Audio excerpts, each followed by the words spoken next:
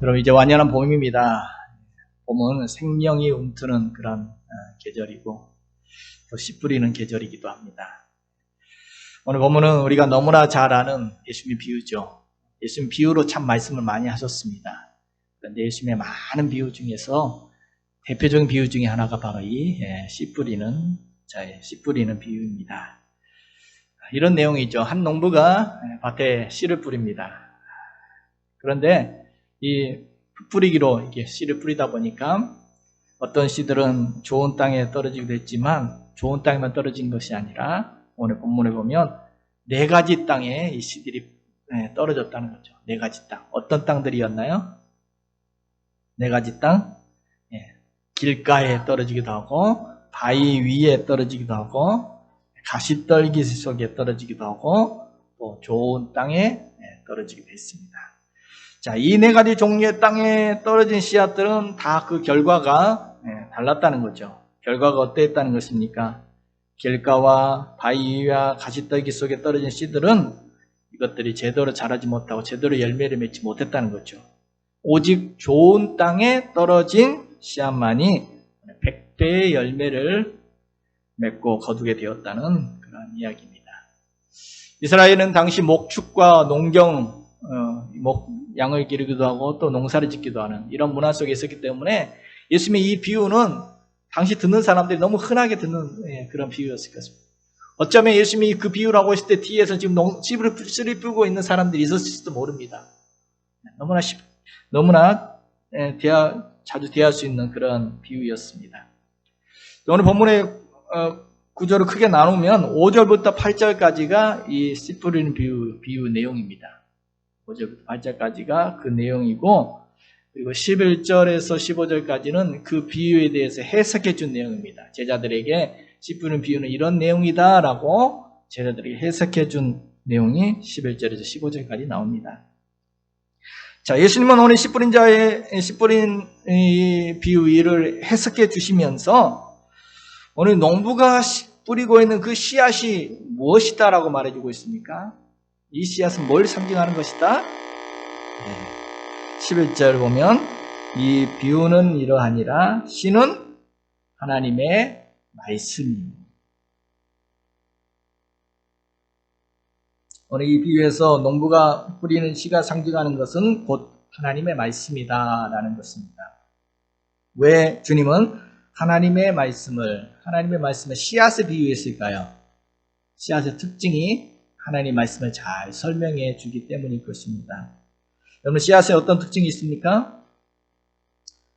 씨앗은 먼저 그 속에 생명이 들어있습니다. 생명이 있습니다. 씨앗을 보면 좋은 것 같죠? 그냥 마른 씨앗. 이게 무슨 생명이 있나 싶은데 이것을 땅에 심고 물을 주고 적당한 환경만 주어지면 어떻게 됩니까? 거기서 싹이 틉니다. 생명의 싹이 틉니다. 그리고 생명이 자라납니다. 그리고 결국에는 이 씨앗에서 열매를 맺게 됩니다. 왜요? 그 씨앗 안에 DNA, 이 씨앗 안에 생명이 들어있기 때문입니다. 이런 의미에서 씨앗은 죽은 것이 아니라 죽은 것처럼 보이지만 살아있다라고도 말할 수 있을 것입니다. 예전에 그런 기사를 본 적이 있습니다. 이집트 미라를 발견했는데 수천 년 전의 미라죠. 근데 그 미라의 곁에 씨앗이 있었다는 겁니다.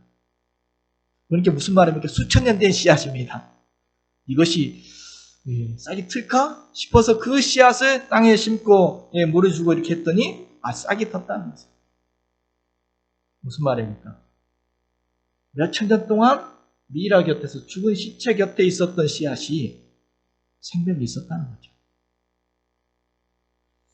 여러분 그렇습니다. 하나님의 말씀이 바로 그렇다는 것입니다. 하나님의 말씀은 바로 이런 씨앗과 같이 그 속에 생명이 있다는 것입니다. 그래서 우리가 성경을 볼 때 성경 속에 있는 글은 이건 무슨 죽은 글처럼 여겨지지만 생명이 없는 글처럼 그냥 단지 글처럼 보여지지만 그 말씀이 생명이 있기 때문에 이것이 우리의 마음에 뿌려지면 이것이 하나님의 말씀이 우리의 마음에 들어오게 되어지면 이것이 바로 우리의 마음을 변화시키기도 하고 우리의 인격을 변화시키기도 하고 우리의 삶을 변화시키기도 하고 또 죽은 영혼을 살리기도 하고 생명을 싹을 틔워 우리의 삶 속에 풍성한 열매를 맺게 하여 준다는 것입니다. 이것이 바로 하나님의 말씀입니다. 그래서 요한복음 6장 63절에 이렇게 말합니다. 같이 한번 볼까요?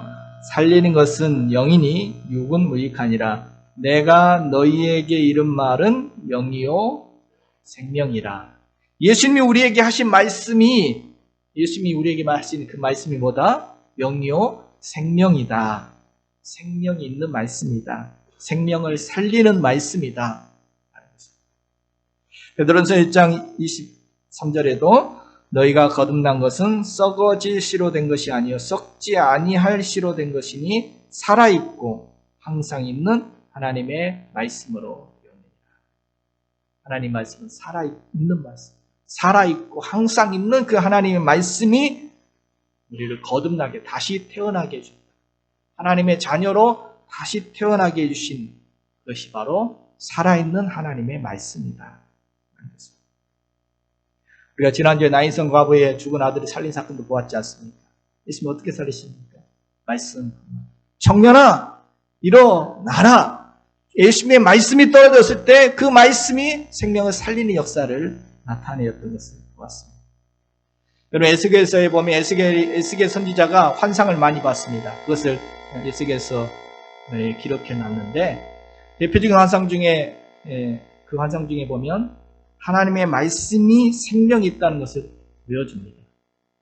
하나는 에스겔 37장에 보면 환상을 봤습니다. 골짜기가 있는 에스겔 골짜기에 마른 뼈들이 다 말라 삐뚤은 뼈가 가득한 골짜기에서 하나님께서 말씀을 대언하라, 뼈들을 향해서 말씀을 대언하라 하십니다. 그래서 생기야 들어가라라고 하나님의 말씀을 그대로 시킨 대로 그대로 뼈들을 향해 대언했더니 그 뼈들이 살아나는데 큰 군대가 되는 그런 환상을 보았습니다. 바로 패망한 이스라엘 나라를 회복시켜 주시겠다는 그런 메시지죠. 그런가 하면 또 에스겔 47장에 또 대표적인 환상이 나오는데, 에스겔 47장에서는 하나님의 성전에서 물이 흘러나옵니다. 하나님의 성전 제단에서 물이 흘러서 막 물이 흘러가는데 이 물이 강물이 되어지고 이 물이 가는 곳곳마다 강이 되살아나고 바다가 되살아나고 식물들이 살아나고 열매가 맺히는 그런, 이 제단에서 흘러나오는 말씀의 물이 흘러가는 곳곳마다 생명이 살아나는 일들을 보게 되었습니다. 여러분, 그렇습니다. 하나님 말씀이 이처럼 생명이 있기 때문에, 마치 씨앗처럼 그 안에 생명이 있기 때문에 말씀이 뿌려지는 곳곳마다 하나님의 생명의 역사가 나타나는 줄로 믿습니다. 그 생명의 말씀이 우리에게 들어오면 우리의 몸을 살리고 우리의 마음을 살리고 우리의 영혼을 살리고 우리의 인격을 살리고 우리의 삶을 변화시키는, 우리의 삶의 생기를 불어넣어주는 그런 생명의 말씀인 줄로 믿습니다. 또 하나 말씀을 씨앗에 비유한 것은 씨앗의 어떤 특징이 있기 때문에, 씨앗은 너무너무 작아 보이지만, 보잘것없이 보이지만 그 안에 100배의 열매가 들어있다는 것입니다. 엄청난 가능성과 능력이 그 안에 들어있습니다. 겨자씨 비유처럼, 겨자씨 너무나 점 하나 딱 찍어놓은 것 같은 그런 작은 겨자씨지만, 이것이 이 작고 보잘것없는 이 겨자씨가 자라서 나무가 된다는 거죠. 그 속에 나무가 엄청난 가능성이 숨어 있다는 거죠. 여러분, 사과씨 속에는 뭐가 들어있어요? 안 보이세요? 믿음의 눈으로 보시면 사과씨 속에는 그 거대한 사과 나무가 들어있습니다. 그리고 그 사과씨 속에는 그 많은 사과 잎사귀들도 들어있고 사과 꽃도 들어있고, 사과 열매도 주렁주렁 그 열매들이 들어있습니다. 보이십니까? 수박씨 속에는 뭐가 들어있어요? 그 수박 그 넝쿨들이 들어있고, 이따만한 수박 그 잎사귀들이 들어있고, 축구공보다 큰 주렁주렁. 보여주세요. 없어요? 그림? 주렁주렁 맺혀있는 그런 수박 열매들이 있다는 것입니다. 여러분, 8절 한번 보겠습니다. 같이 보겠습니다. 더러는 좋은 땅에 떨어짐에 나서 100배의 결실을 하였느니라. 아멘. 여러분, 씨앗 하나에 100배의 열매가 그 안에 숨겨져 있다라고 말해주십니다. 여러분, 하나님 말씀이 이처럼 이런 씨앗과 같이 무한한 소망과 축복과 약속이 그 속에 감춰져 있습니다.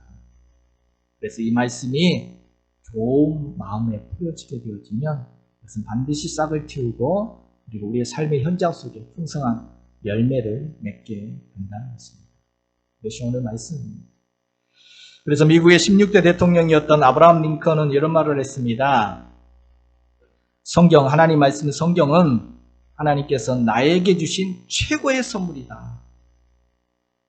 이 세상의 모든 좋은 것은 하나님의 말씀을 통해서 우리에게 온다. 말씀은 나의 운명을 바꾸는 것이다.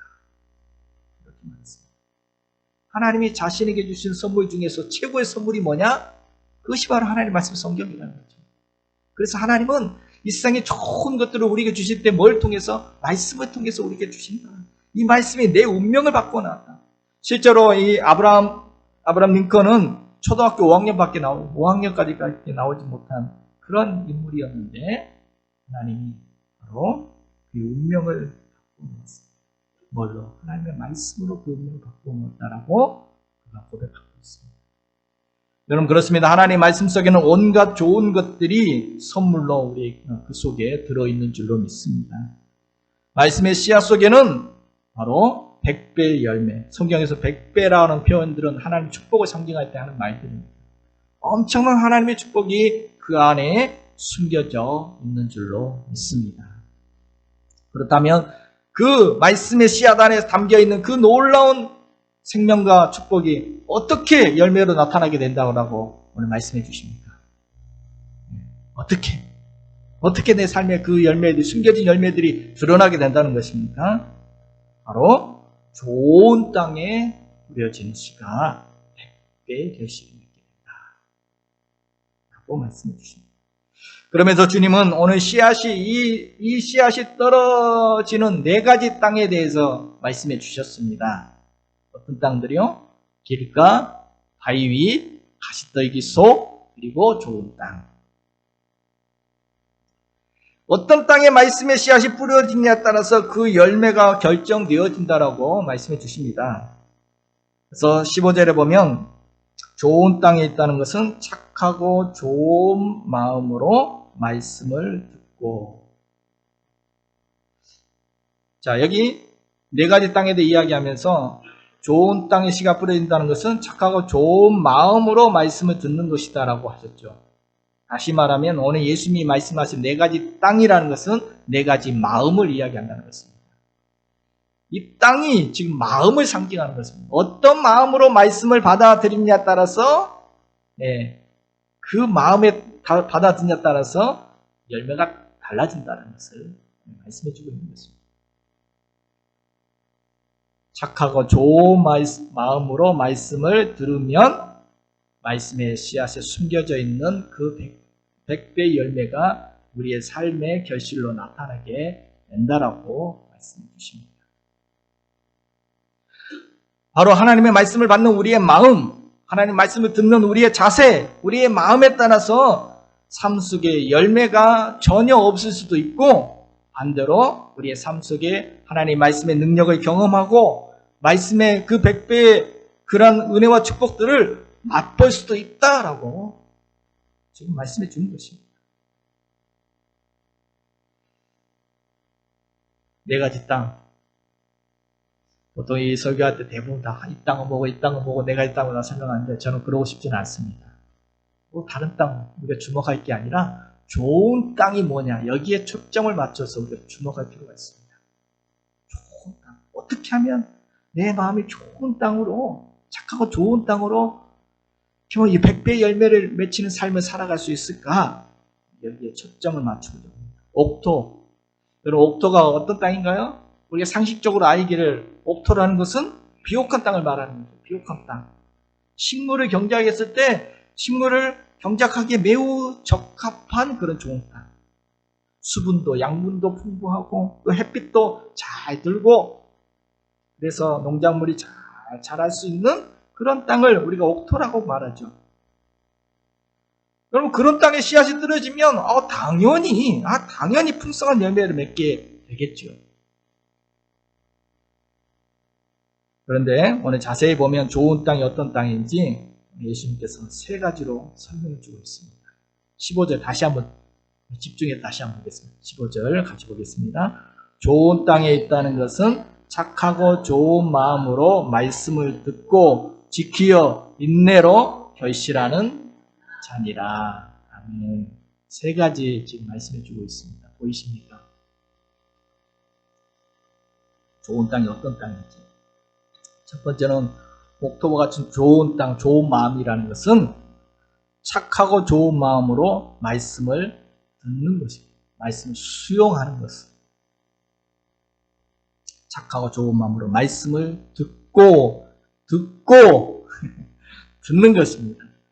여기서 착하고 좋은 마음이라는 것은 바로 진리의 말씀을 수용하는 마음, 받아들이는 그런 열린 마음을 말하는 것입니다. 사모하는 마음, 갈급한 마음, 아멘으로 받아들이는 그런 마음. 하나님 말씀을 들었을 때 아멘, 그 말씀을 수용하고 받아들이는 그런 마음을 오늘 착하고 좋은 마음. 원어적인 뜻이 그렇습니다. 착하고 좋다는 뜻이 그런 뜻이었다는 거예요. 여러분 아이가 엄마의 젖을 착착 빨듯이 그렇게 신령한 젖인 하나님 말씀을 사모하는 것입니다. 베드로전서 2장 2절에 갓난 아이같이 순전하고 신령한 젖을 사모하라. 하나님 말씀을 사모하라. 오늘 본문에 네 가지 땅 중에서 바로 이런 마음과 반대되는 마음이 있습니다. 바로 길가에 떨어지는 길가. 그럼 길가는 어떻습니까? 사람들이 막 밟고 다녀서 길가의 특징은 딱딱하게 굳은 마음. 딱딱하게 굳어 있어서 씨가 들어갈 수가 없어요. 뿌리를 아예 박을 수도 없습니다. 딱딱하게 굳은 마음. 길가.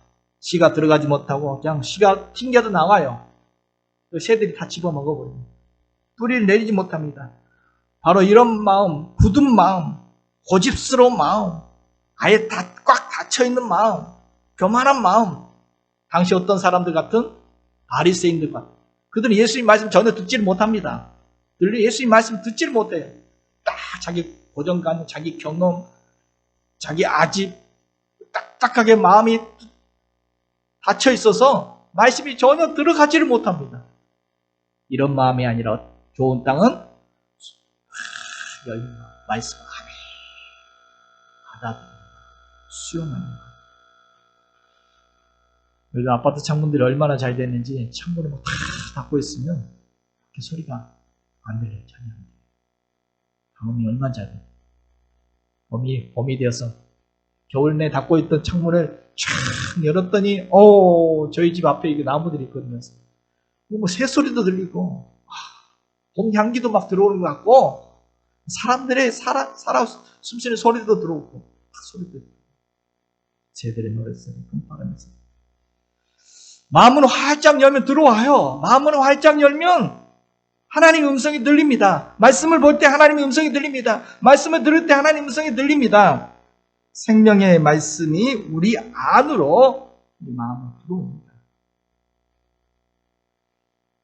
데살로니가전서 2장 13절에 보면 바울이 이런 이야기를 했습니다. 같이 한번 볼까요? 너희가 우리에게 들은 바 하나님의 말씀을 받을 때 사람의 말로 받지 아니하고 하나님의 말씀으로 받음이니 진실로 그러하도다. 이 말씀이 또한 너희 믿는 자 가운데에서 역사하느니라. 바울이 데살로니가 교인들을 생각할 때마다 항상 감사한다라고 말하면서 이 말을 하고 있습니다. 왜 감사하느냐? 너희들이 말씀을 들을 때마다 이 바울의 말로 듣지 않고 사람의 말로 듣지 않고 하나님의 말씀으로 받아들이더라는 것입니다. 그랬더니 그 말씀이 그들 속에 역사를 하더라는 것입니다.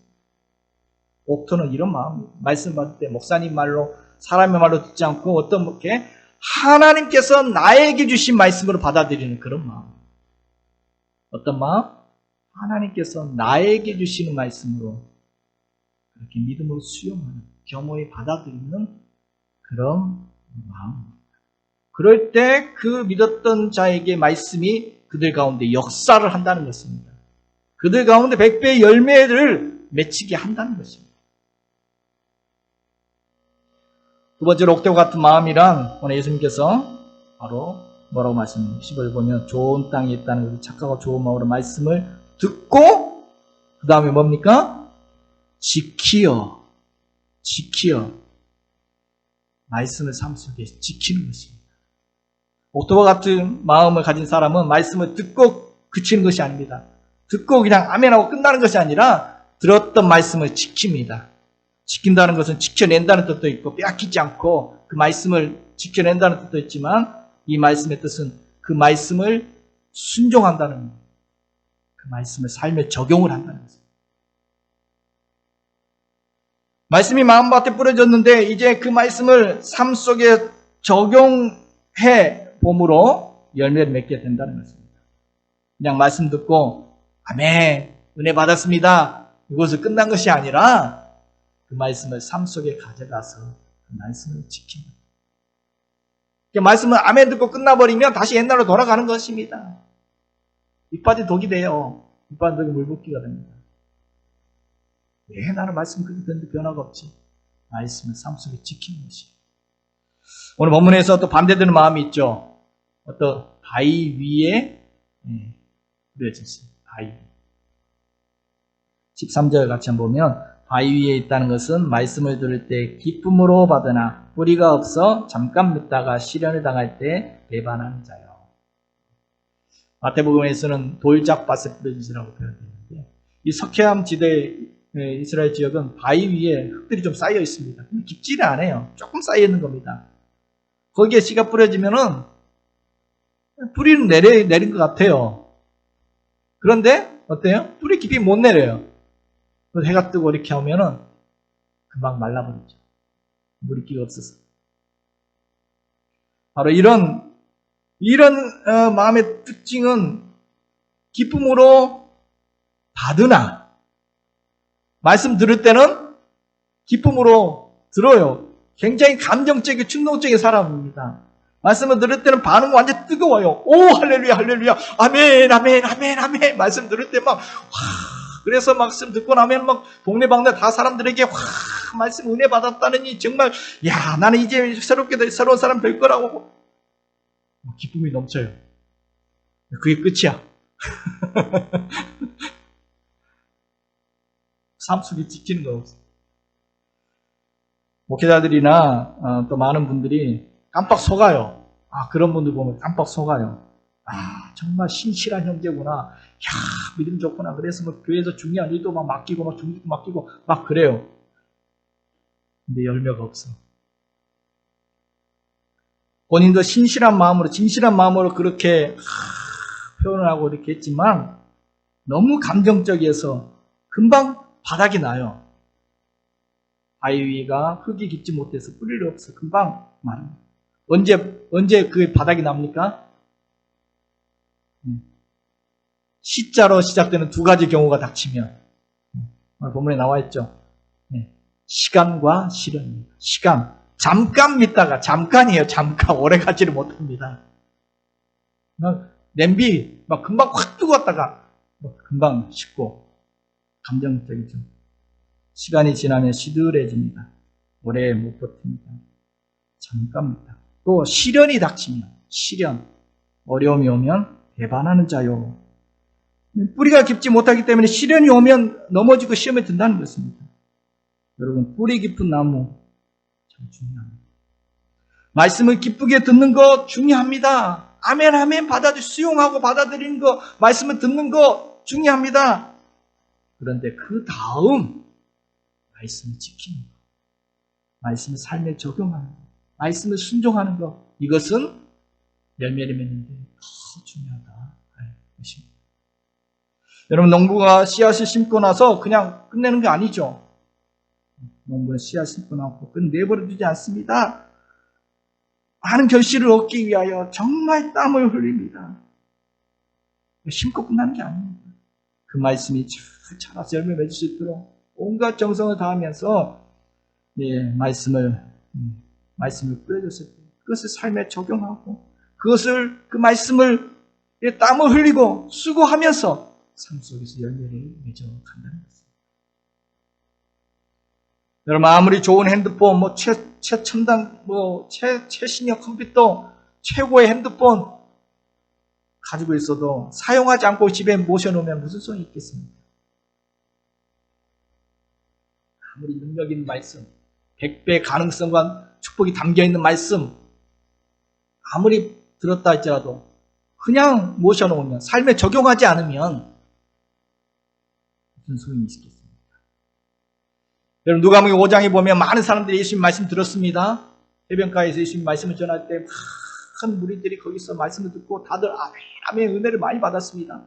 그런데 그때 그 말씀의 능력을 경험한 사람은 그냥 말씀만 듣고 아멘하고 끝난 사람이 아니라 그 말씀 가지고 깊은 바다로 가서 내가 말씀에 의지하여 그물을 던지겠습니다. 자신의 삶의 현장, 어부로서의 그의 삶의 현장이 바로 거기입니다. 자신의 삶의 현장에 가서 말씀에 의지해서 말씀 그대로 그물을 던졌던 베드로만이 그 말씀의 기적을 경험하게 되었습니다. 여러분, 말씀을 듣고 끝나는 것이 아니라 말씀을 지키는 것, 내 삶의 자리에 말씀을 적용해 보는 것, 그 말씀에 순종해 보는 것. 그럴 때 말씀대로 되어지는 말씀에 의지하여 행동을 옮길 때 기적을, 그 100배의 축복을 경험하게 될 줄로 믿습니다. 계시록 1장 3절에 이 예언의 말씀을 읽는 자와 듣는 자와 그 가운데 기록한 것을 지키는 자들이 복이 있나니. 지키는 자들이 복이 있습니다. 물론 읽고 듣는 것도 복이 있겠지만 그것은 끝이 아니라 기록된 것을 지키는 자. 자, 세 번째로 옥돔과 같은 마음이란 그 다음 뭡니까? 다시 15절 보면 좋은 땅이 있다는 것은 착하고 좋은 마음으로 말씀을 듣고 삶 속에 지키고 그 다음에 인내로 결실하는 자니라. 말씀이 싹이 잘 안 나. 이게 언제 되나? 그래도 믿어요. 이 씨앗 안에 100배 결실이 있는 줄로 믿고 약속의 말씀 반드시 이루어질 줄로 믿고 어떻게 해요? 인내로 참고 기다리는 것입니다. 여러분, 결실에는 인내가 필요하죠. 여러분, 모든 씨앗들이 다 열매 맺을 때가 있습니다. 1년 만에 되는 것도 있지만 몇 년 만에, 사과나무 같은 건 몇 년 만에, 몇 년을 기다려야 하는 것도 있습니다. 어느 정도 시간이 지나야 비로소 꽃을 피고 열매를 맺습니다. 여러분, 농부는 기다릴 줄 압니다. 봄에 심어놨는데 이게 아니네? 이게 다 갈아엎어버려요? 다 뽑아버려요? 열매 없다고? 기다릴 줄 압니다. 인내로 기다립니다. 결실할 줄 믿고 포기하지 않고 가을을 기다립니다. 가을의 풍성한 결실을 믿고 봄, 여름 인내하는, 기다리는, 땀을 흘리는 그런 인내의 시간을 보내는 것이 뭡니까? 하나님의 말씀도 그렇습니다. 바로 내 삶의 열매, 바로 듣자마자, 그냥 한번 적용하자마자 바로 열매를 맺히는 것이 아니죠. 인내가 필요합니다. 참고 기다림이 필요합니다. 성경에 약속의 말씀을 받았던 많은 사람들 다 기다렸습니다. 아브라함도 기다렸습니다. 다윗도 바로 왕이 안 되고 수없이 어려움 당하면서 기다렸습니다. 요셉도 노예로 팔려가며 하면서도 기다렸습니다. 그들은 인내로 마침내 그 말씀의 약속의 열매를 맛보게 되었던 사람입니다. 오늘 보면 7절에 보면 이런 인내하는 것과 반대되는 마음이 또 등장하죠. 어떤 마음이요? 가시떨기 속에 뿌려진 가시떨기와 같은 마음. 그럼 가시떨기에 뿌려진 씨는 어떻습니까? 이 처음에는 가시떨기도 흙이 좋아요. 거기에 옥토 같아. 거기 심겨진 땅들은, 씨들은 뿌리를 잘 내립니다. 싹을 틔우고 잘 자라요. 잘 자라. 처음에 잘 되는 것 같아요. 그런데 어떻다는 겁니까? 가시에 막혔어요. 가시가 더 자라서. 이 맡겼다는 표현이 원어적인 뜻은 숨통이 맡겼다는 거예요. 숨통. 가시 때문에 숨통이 맡겼어요. 그래서 자라긴 자라고 열매도 맺기는 맺는데 좋은 열매를 맺는 쭉적인 것. 햇빛이 막혔어요. 영양분을 가시나무에게 다 빼앗겼어요. 그리고 제대로 크지를 못해서 제대로 된 좋은 열매를 맺지를 못한다. 처음에는 잘 자란 것 같았는데 열매 맺기까지 끝까지 가지 못하고 중도 포기하는 거예요.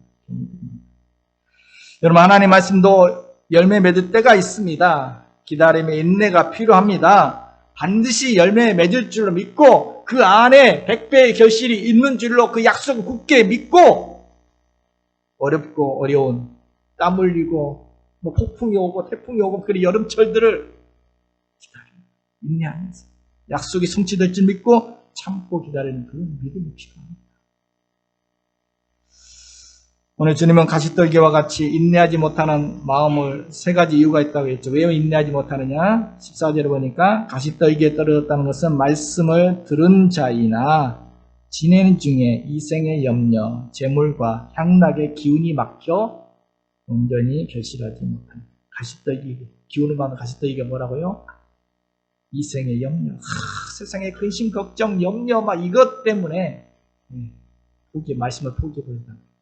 또 재물에 대한, 돈에 대한 그런 욕심과 탐욕 때문에 그냥 말씀 포기해버려요. 또 향락, 세상적인 기쁨과 쾌락을 쫓아서 말씀은 포기해버려요. 아닙니다. 좋은 땅은 인내로서 결실하는 것입니다. 눈물로 씨를 본 자는 반드시 기쁨의 단을 거둘 것입니다. 낙심하지 아니하고 포기하지 아니하면 때가 이름에 거두리라. 포기하지 않으면, 낙심하지 않고 인내하면 때가 되면 거두게 될 줄로 믿습니다. 여러분, 하나님 말씀이 더디 이루어진다 해도 끝까지 인내해 보십시오. 뜨거운 여름 지나고 나면 반드시 풍성한 가을이 올 것입니다. 말씀 속에 생명이 있기에 100배 열매가 그 안에 숨겨져 있기에 반드시 때가 되면 열매를 맺게 될 줄로 믿습니다. 이야기 하나 말씀 정리하고요. 여러분, 옥토와 같은 마음으로 말씀을 받고 또 지키고 인내해서 열매를 맺었던 한 사람을 소개하고자 합니다. 우리나라에서 가장 성공한 마케팅 전문가로 뽑히는 조소환 마케팅 그룹의 대표, 자기 이름을 따서 조소환 대표 이야기입니다. 그는 충청남도 청량이라는 한 시골 마을에 태어났습니다. 어려서부터 리더십이 남달랐습니다. 그래서 그는 장교가 돼야 되겠다. 그런 꿈을 가지고 육군 3사관 학교에 진학했습니다. 그래서 소위가 되었는데, 소위를 임관하였는데, 그만 훈련 중에, 소위가 되었을 때 훈련 중에 수류탄이 터져서 오른쪽 팔을 잃어버렸어요. 오른쪽 팔이 수류탄 터져서 오른쪽 팔이 잘려나가고 말았습니다. 그는 이제 세상이 무너진 줄, 세상이 다 끝난 줄, 인생 다 끝난 줄 알았다고 합니다. 그런데 조도표에게 누가 있었느냐면 믿음의 아내, 믿음의 여인이 있었어요. 결혼을 잘한 거죠. 아내는 연애할 때부터 가난한 시골 출신의 이 사관 생도를 위해서 기도했고, 오른팔이 없는, 아무것도 없는 이 남자와 결혼하기 위하여 아버지가 말렸겠죠. 얼마나 말렸겠습니까? 결혼을 극구 반대하는 친정 아버지를 설득해서 이 사람, 오직 내 배우자는 이 사람입니다. 조선 대표만은 자신의 배우자라고 생각하고 그래서 결혼하게 됩니다.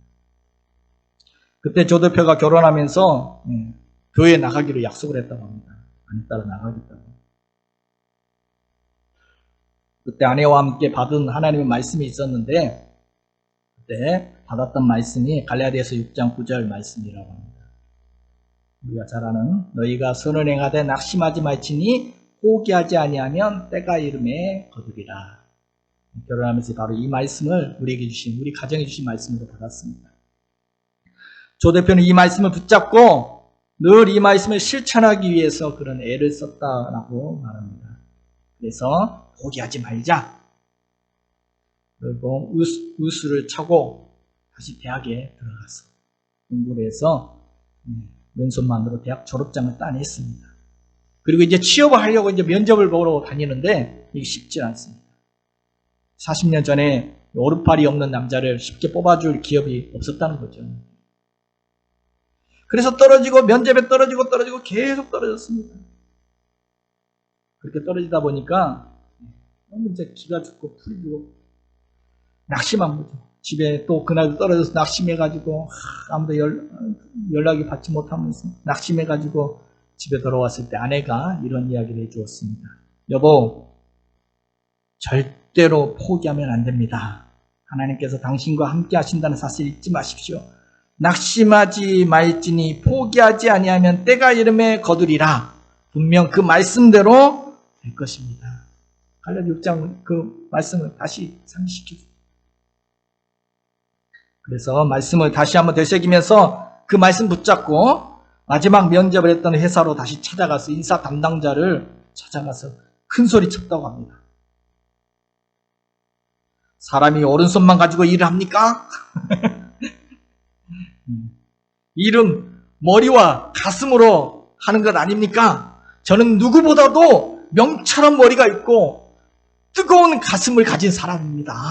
건강한 가슴을, 마음이 저에게 있습니다. 그 이야기가 회장의 귀에까지 들려갔다고 합니다. 그래서 회장이 그런 당당한 사람은 우리가 거둬야 한다 라고 해서 뽑아주었습니다. 바로 그 회사가 애경그룹의 전신이었던 애경유지입니다. 그곳에서 마케팅 부서에 배치되어서 일하기 시작한 조세환 대표는 입사 후에 우리가 잘 아는 럭스, 비놀리아 등의 비누와 하나로 샴푸를 성공시켜서 30대 임원이 되었습니다. 30대 임원이 되었고, 그리고 40대에는 016, 지금 없어졌지만 016 서비스를 하던 KTF 마케팅 담당 부서장이 되었고, 그리고 50대에는 전 세계 80개국을 상대하던 화장품 회사 세라젬 중국 법인의 회장 CEO가 되었습니다. 그래서 중국에서만 매출 10조를 달성하기도 했다고 합니다. 상상이 안 돼요. 10조가 얼마인지 모르겠는데. 조 대표는 이렇게 고백을 합니다. 그 고백을 이렇게 고백합니다. 저는 오른손이 없어졌을 때 인생이 끝난 줄 알았습니다. 손이 없어 아무것도 할 수 없고 사람들이 싫어할 것이라고 여겼습니다. 그러나 하나님은 믿음의 아내를 통해서 저에게 말씀을 주셨습니다. 저에게 아내의 말에 경청한 은혜를 주었습니다. 저는 아내의 말을 그냥 한낱 아녀자의 말로 여겼으면, 그렇게 여겼다면 오늘의 저는 없었을 것입니다. 또 하나님이 저에게 믿음으로 인내하고 절대 포기하지 않는 믿음을 주셨습니다. 남이 볼 때 저는 불행한 인생이지만 저는 누구보다 많은 열매를 남긴 귀한 인생을 살 수 있었습니다. 무슨 말입니까? 아내 말 듣고 말씀 붙잡고 끝까지 인내하고 나갔더니 하나님 말씀대로 많은 열매를 맺게 되었다는 거죠. 성도 여러분, 우리가 옥토와 같은 마음으로 하나님 말씀 받고 깨닫고 또 어떤 어려운 시련과 역경 가운데도 우리가 인내하고 끝까지 포기하지 않고 말씀 붙잡고 그 말씀에 순종하며 나아갈 때 오늘 우리의 삶의 현장에도 오늘 조소원 대표와 같은 많은 열매들을 맺게 될 줄로 믿습니다. 그러므로 씨 뿌리는 계절 이 봄에 우리가 씨를 뿌린 자가 됩시다. 어떻게 해요? 말씀의 씨앗을 이 봄에 말씀의 씨앗을 우리 마음밭에 열심히 많이 뿌려보죠.